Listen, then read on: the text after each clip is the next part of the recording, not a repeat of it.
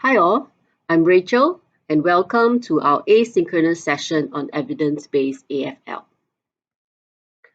In this session, we'll focus on evidence-based feedback practice.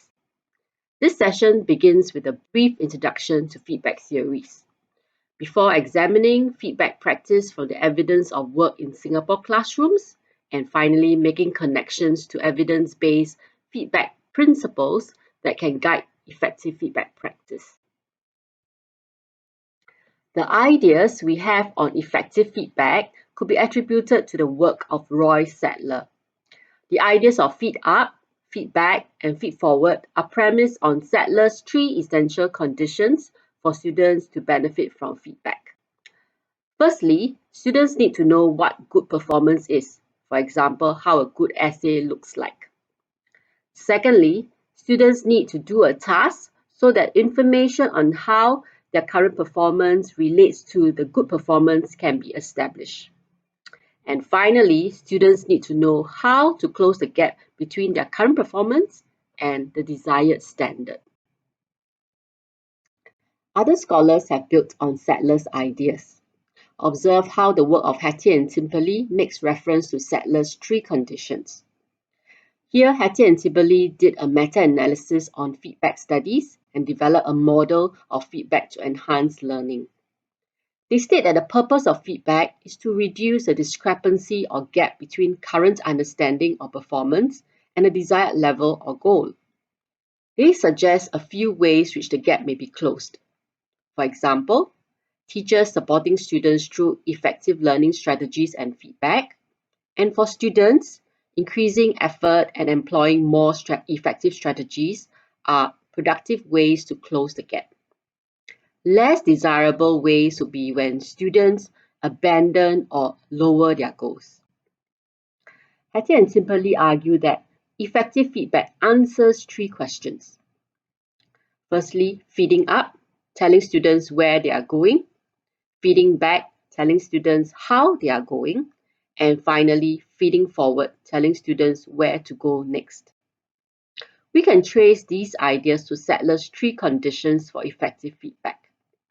In this paper, Hattie and Timperley also introduces the ideas of four levels of feedback: task level, process level, self-regulation level, and self-level feedback. Task level feedback tells students exactly what's right or wrong with their work. Process level feedback tells students how to approach the task better. And self-regulation level feedback prompts students to evaluate the judgment of their work. Of the four levels of feedback, the author suggests that self-level feedback about students' effort or their handwriting are said to be less effective in helping students close their learning gap. The authors Dylan William and Marnie Thompson have also drawn upon Sadler's work in developing a set of 5 AFL strategies to help students know where they are going, where they are now, and how to get there.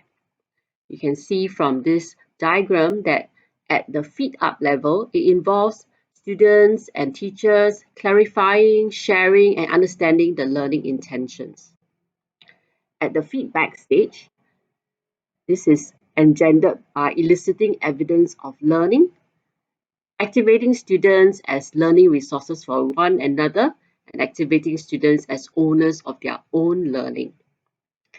And in feeding forward, we need to give here, as suggested by the authors, actionable feedback that moves learners forward. John Chapuis in 2015 also developed a set of 7 AFL strategies framed by Sadler's 3 essential conditions for effective feedback. Okay, here you can see that at the feed up stage, where am I going? Students are given clear and understandable vision of the learning target and using examples of strong and weak work to exemplify these standards. At the feedback stage, descriptive feedback is given for students to understand how their current performance relates to the ideal standard and students are taught to self-assess and set goals for the next steps. And finally, in feeding forward, evidence of students' learning are used to determine next steps in teaching, and focused instruction followed by practice with feedback are offered. And here, students are prompted to track, reflect on, and share their learning progress. Others have also developed more extensive lists of AFL strategies, and we can attribute that to Sadler's initial ideas on essential conditions for effective feedback to work. Having seen the list of 5 AFL practices by William and Thompson, and the list of 7 AFL practices by Chapuis, it brings to mind this question: what is the minimal set of practices that's required for AFL to work in a classroom? Here in this 2013 paper by Kelvin Tan, he argues that a set of 3 related practices are needed for AFL to succeed in the classroom. Here, the vertical axis represents the understanding of standards to depict the learning gap.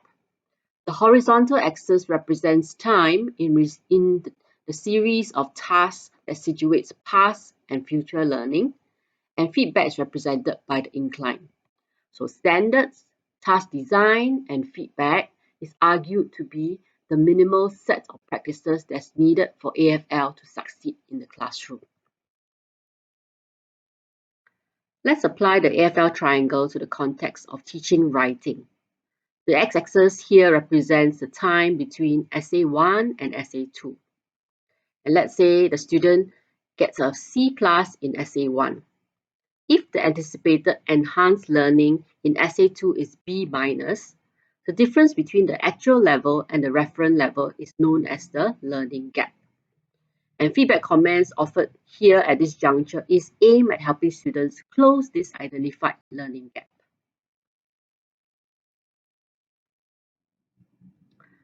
In this brief introduction to feedback theories, we consider a number of ideas that can guide our feedback practice. Firstly, we considered Sadler's 3 essential conditions for effective feedback. They are feeding up, feeding back, and feeding forward. We also looked at the application of his ideas to the AFL triangle in terms of the 3 related practices that's needed for AFL to work in the classrooms. Firstly, the understanding of standards, a series of tasks, as well as actionable feedback to close the learning gap.